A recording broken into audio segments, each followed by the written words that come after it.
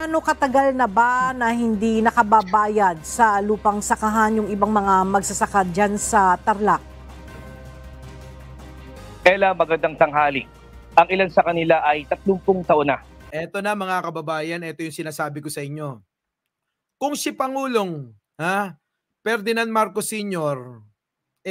Binalahura noon. Si Pangulong Bongbong Marcos iba. Yung mga kaaway minamahal. Tandaan nyo yan. Minamahal, Project 101. Kita nyo? Tandaan nyo, ang mga kaaway ay minamahal. Estilo ni Pangulong Bongbong Marcos yan. Para ano? Para maipanalo ang lahat ng laban para sa bayan. Para sa bayan. Hindi para sa sarili ni Pangulo, hindi para sa akin, hindi para sa inyo. Para sa lahat, mga kababayan. Ganyan ang estilo ng Pangulong Bongbong Marcos. Lahat. Kaya nga alam nyo, eto mga DDS, galit na galit to. Biruin nyo yung proyekto ni Pangulong Pinoy, tinuloy ni Pangulong Bongbong Marcos. Ligasiya ni Pinoy, tinuloy ni Pangulong Bongbong Marcos. Para matapos. At tandaan ninyo, hindi naman kasi yung legasiya lang kung hindi ang tinitignan ni Pangulo ay yung pakikinabangan ng tao. 'Di ba? Kung inyong pagkakaisipin mga kababayan, napakagaling ng kanyang ng kanyang isip, ng kanyang talino, ang galing Biruin mo, hindi siya nagtatanim ng galit sa puso. Hindi tulad ng iba diyan. Abay, habang buhay na yatang galit na galit wag ganon. Kung estilo ni Pangulo, yun ang ating sundan. Tingnan nyo, ang Tarlac na alam nyo naman na baluarte ng mga Aquino. Pasok! Nestor, gaano katagal na ba na hindi nakababayad sa lupang sakahan yung ibang mga magsasaka dyan sa Tarlac? Ella, magandang tanghali. Ang ilan sa kanila ay 30 taon na. Meron namang 30 years na. Ba, mas matanda pa sa akin Di ba? Rakiterang Pinay, F3. Lucky S. Biruin nyo, Chanda, Fire Eyes, yung utang ng magsasaka, mas matanda pa sa akin. Hindi pa rin nababayaran. Grabe talaga. Annalyn Abinoha, di ba? Bang klase, no? Yeah. Nasa 2 dekada na hindi sila nakababayad sa utang sa lupa sa kanilang mga sinasaka. Grabe tingnan nyo Baka matatanda na. Aba, tumanda na, may utang pa. Pero tinapos ni Pangulo. At eto mga kababayan, huwag niyong kakalimutan. Ang Pangulo halos araw-araw sumusuyod sa buong Pilipinas na hindi ginawa ni Digong ninyo. Na hindi ginawa ni Digong ninyo. Si Pangulong Bongbong Marcos, matapos sa Mindanao, matapos sa Nueva Ecija, ngayon nandito naman sa Tarlac. Matapos sa Pampanga, kita nyo, nasa Tarlac naman. Grabe talaga. Sige, bakit? Anong ginagawa ng Pangulo dyan? Mga DDS, huwag kayo maiinis. Dapat matuwa kayo. Bakit? Ang Pangulo natin, sadya sa kanyang pagkatao ang pagiging matulungin. Masakit sa tenga yan. Hayaan mong mabasag na eardrum nila. Sige, tuloy. Kaya nga, malaking bagay sa mga magsasaka dito sa Paniki Tarlac ang makasama sa reformang pang-agraryo ng pamahalaan. Kabuang 3,500 magsasaka na kabilang sa agrarian reform beneficiaries sa probinsya ng Tarlac ang tumanggap ng Certificate of Condonation ngayong araw. Pinangunahan ni Baka sabihin nyo, ayuda na naman. Ayuda, Master JC. JC Moss, Daddy Arwin, Mac, Javier Loida. Biruin mo, Rep Gaming. Sasabihin na naman nila, ayuda na naman. Ayuda ba yan? Pangkabuhayang package yan? Pangkabuhayang package! Bigay nino mula sa pamumuno at gobyerno ni Pangulong Bongbong Marcos. Huwag nating sabihin ni Pangulo. Si Pangulo nagtatrabaho gamit ang pera at pondo ng gobyerno. Ipamimigay, itutulong sa mga tao, lalong-lalo na sa mga mangingisda at magsasaka. Mga kababayan, diyan ngayon nakatuon ang Pangulo. 'Di ba? Hindi tulad ng mga DDS. Ano sabi? Gawa ni Duterte yan. Sabi ni Duterte yan. Proyekto ni Duterte yan. Akala mo si Duterte talaga nagbigay. Si Pangulo nagtatrabaho. Si Pangulo nagtatrabaho para magserbisyo sa ating mga Pilipino. Diba? Biruin mo, hindi nagawa ng mga naunang mga Pangulo. Lalong-lalo na si Digong Niño. Ang alin? Pamimigay ng mga lupa, pagtatapos ng mga utang at kung ano-ano pa. Pangulong Ferdinand Marcos Jr. kasama 3,500 magsasaka na kabilang sa Agrarian Reform Beneficiaries sa probinsya ng Tarlac ang tumanggap ng Certificate of Condonation ngayong araw. Pinangunahan ni Pangulong Ferdinand Marcos Jr. kasama ang mga kinatawan ng Department of Agrarian Reform at lokal na pamahalaan ang programa sa ilalim ng itinakdang Republic Act No. 11953 o ang New Agrarian Emancipation Act. Wala ng utang ang mga magsasaka sa lupang sinasaka nila dahil ang pamahalaan na ang magbabayad nito. Sabi, no? Ang gobyerno na ang magbabayad. Si Jen Angeles. Oo. Sige, tuloy. Malaki at makabuluhang karangalan bilang isang Pangulo ay ang buuhin ang naging pangarap ng milyong-milyong Pilipino na magkaroon ng sariling lupa at mabura ang inyong mga utang. Yan po, ang kaya po, kahit na may ulan, kahit na may bagyo. Kita nyo mga kababayan, alam nyo kahapon, bumabagyo, umuulan. Abay, nanginginig na ang tuhod, pero, nanginginig ang tuhod ni Pangulo, pero, abay, tuloy-tuloy ang serbisyo. Walang excuse. Mr. President, pinaparinggan mo ba si Sara? Kasi si Sara bumabagyo, lumayas. Pumunta ng Germany, nanood ng concert. Si Pangulo, umuulan, bumabagyo. Abay, namimigay ng tulong kung saang panig ng Pilipinas. Kaibigan kita, pero anong Oy! Balik ka na kasi, balik ka na. Makabayang pilosopo. Di ba? Sige, tuloy. Balik ka na.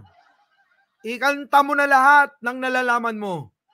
Kasi si Pebbles Talakera kakanta na. Baka maunahan ka. Tandaan nyo, kayo pa naman. Gusto nyo, tayo ang nauuna. So baka mauna na si Talakera. Kahit na may sakit, dadating at dadating po kami. Kita nyo mga kababayan, Priscilla Kojima, kahit may sakit, darating siya. Ganyan ang serbisyong Marcos. Di ba? Sabi ni Marjorita Boktabok, tama yata sabi ni Chris Ulo, 2048, Marcos pa rin.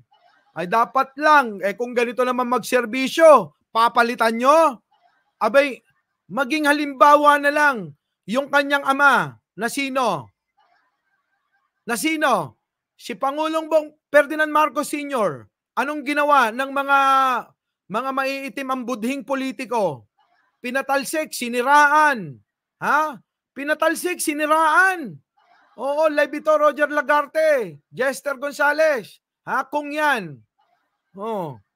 Kita nyo? Tapos ayaw ninyo? Ituloy-tuloy habang buhay. Para sa pag-asenso. Yan lang ang nakikita natin na po pwedeng mag-angat ng buhay ng bawat Pilipino. At maranasan nating muli yung tinitingala ang bansang Pilipinas tulad noong panahon ni Pangulong Ferdinand Marcos Sr. Di ba, Maring Glee? Oo. Maria Gina. Di ba? Palit tayo ng palit. Naranasan na natin yan. Ang dami na nating pinalit na presidente.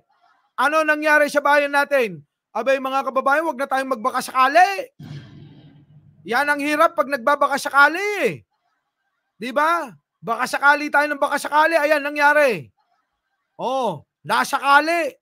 Nasakali ang bansa natin. Di ba? Oh, tuloy. Ang magbibigay ng mas kasiyahan sa aming nagsiservisyo publiko ang nagagawa at matutulungan kayo pong lahat. Oh, kita nyo, tingnan, sabi ni Pangulo rito, ha? Pakinggan ninyo, ha? Oh. Buuhin ang naging pangarap ng milyong-milyong Pilipino na magkaroon ng Amado Channel, kaya nga, baka sakali natin, sakali tayo napupulot eh. Oh. sariling lupa at mabura ang inyong mga utang. Yan po, ang kaya po, kahit na may ulan, kahit na may bagyo, kahit na may sakit, dadating at dadating po kami. Wala nang magbibigay ng mas kasiyahan sa aming nagsiservisyo publiko ang nagagawa at matutulungan kayo pong lahat. Yun! Diba? Sabi ko sa inyo, malayong malayo eh. Malayong malayo sa mga Duterte to. Si Sara, sabi ko sa inyo, habang bumabagyo, lumalayas eh. Nanonood ng concert ni Taylor Swift eh. Ang Pangulo, hindi. Ha? Ang Pangulo, hindi. Bumabagyo, umuulan. Kahit na mapanganib, susuungin. Marating lang at may hatid ang tulong para sa mga Pilipino. Yan ang totoong Pangulo. Oh, sabi nga ni Ace Valenzuela, yan ang totoong Pangulo, mga kababayan. Kita nyo? Oh. Swifty kasi eh. Ayon sa ilang tumanggap ng condonation, kaya naman sila ay hindi nakabayad ay dahil natabunan ng lahar ang kanilang mga sakahan. Kaya kanina nga sa pagpunta... Kita nyo? Lahar, mga kababayan. Natatandaan nyo ba yung lahar? 1991 pa yon. Ang tagal-tagal na. Pero kahit mga taga-Tarlac na naging presidente, naging senador, bay walang nagawa. Pero kita nyo, hinintay pa si Pangulo. Hinintay pa si Pangulong Bongbong Marcos na maging presidente para maibsan at magawa ng solusyon yung problema nila. Tong mga taga-Tarlac, taga-taga Pampanga. Biruin mo, hinintay pa talaga si presidente. Ang dami-dami nang naging pangulo. Si Gloria, taga Pampanga, hindi nakagawa ng paraan. Sorry kay Pinoy, pero naging presidente, taga-Tarlac yan. Hindi nakagawa ng paraan. Hinintay pa talaga kay Pangulo. Ni Pangulo dito sa Paniki Tarlac ay talagang umuulan at kahit na masama nga itong panahon ay nag-aeroplano si Pangulo papuntang Clark at pagkatapos ay nagkotse na lang patungo dito sa Paniki Tarlac at para makausap din yung ating mga kababayan na mga magsasaka dito. At nangako siya na aming tao, no? Ibang klase talaga. Patuloy na i-monitor itong lagay ng sitwasyon ngayon sa lagay ng panahon ngayon at babantayan at nakahanda ang Pangulo na magbigay ng tulong sa mga kababayan natin na maapektuhan sakaling... may mga titulo na magsasaka natin. Bandwagon, Rakiterang Pinay. Mahal nila, love nila ang China. Sabi ni Paring Red, sino? Mga Duterte. Makaka-concentrate na yung mga magsasaka sa pagtatanim niyan. Hindi alam na mga bobong mga DDS yan. Tandaan nyo, hindi nila alam yung magandang resulta ng mga ginagawang proyekto ni Pangulong Bongbong Marcos para sa mga magsasaka. Hindi nila alam yan, Rodel Delbo. Bakit? Kasi nga, may hina ulo. yung epekto niyan, mga kababayan, mga magsasaka, magiging masigasig, magiging masipag. Bakit? Kanila na yung alin? Yung lupa. Wala na silang utang na intindihin. Wala nang babagabag sa kanilang mga puso't isipan. Na ano, hindi naman amin yan eh. Konti lang kita namin dyan eh. Ang yumayaman dyan, yung mga may-ari ng mga lupa dyan eh. Umuupa lang kami dyan eh. Walang kita, sayang pagod. Pero ngayon, makita nyo ha? Pero ngayon mga kababayan, kanila, sariling lupa, wala nang utang, mas malaki na kita. Hindi pa ba sila magsisipag? Grabe no? Malupit talaga si Pangulo no? Ito nga may bagyong dumating na bagyong Julian. Walang bagyo-bagyo. Basta kay Pangulo, walang bagyo. Ganon. Diba? Anong bagyo-bagyo? Walang bagyo-bagyo kay Pangulo. Basta si Pangulo. Diba? Ano sabi rito ni Pangulo? Ano pa? Eto. Pasok. Introduce, yun lang na bisto tayo dun sa mga biyahe natin na akala niya siya lang yung natatakot sa weather. Hindi lang ako nagpapahalata pero nanginginig pa rin yung lamang ko. Pero hindi na bale. Kita nyo? Kung si Digunyo yan, sabihin niya, dito na lang ako sa Malacanang. Tawagan nyo na lang si Banat Bay at saka si Nino. Magpadala ng chika babe dito. Kung si Digunyo yan, ganun. May bagyo, malakas ang ulan, malakas ang hangin, pupunta sa mga tao? Hindi. Matutulog yan sa Malacanang. Tatawagan sino? Si Byron. At saka sino? Si Nino. Magpadala ng mga chika bebe dito. Yung walang hikaw walang bag, walang alahas. Kahit na kung maaari, wala nang damit eh. Diba? Ganon si Digunyo. Kita nyo? Hindi ako may sabi niyan. Bakit? Sa kanila rin galing yan eh. Volconnect, di ba? Ai Chang. Susi Su. Alam nyo na. Yun. Di ba? Nelson Tulin. Ganon si Digunyo. Anak ng pating na yan. Tutulong. Bumabagyo, umuulan. Nungka. Hindi tatawag yan ng piloto. Ang tatawagin, si Nino. Sasabihin, magdala ka rito. Grabe, no? Sige, Pangulo. Bakit? Kita nyo, tapang-tapang ng Pangulo, kahit umuulan, bumabagyo, tumutulong itong tao. Akala niya siya lang yung natatakot sa weather. Hindi lang ako nagpapahalata pero nanginginig pa rin yung lamang ko. Pero hindi na bale. Kahit nanginginig yan, tutulong yan. Hindi na po bale. Dahil isa sa pinakamalaki at makabuluhang karangalan bilang isang Pangulo ay ang buuhin ang naging pangarap ng milyong-milyong Pilipino na magkaroon ng sariling lupa at mabura ang inyong mga utang. Kita nyo? Yung pangarap ni Pangulo, abay na isa katuparan. Magkaroon ng sariling lupa ang mga magsasaka. Magkaroon ng sariling tataniman ang mga magsasaka.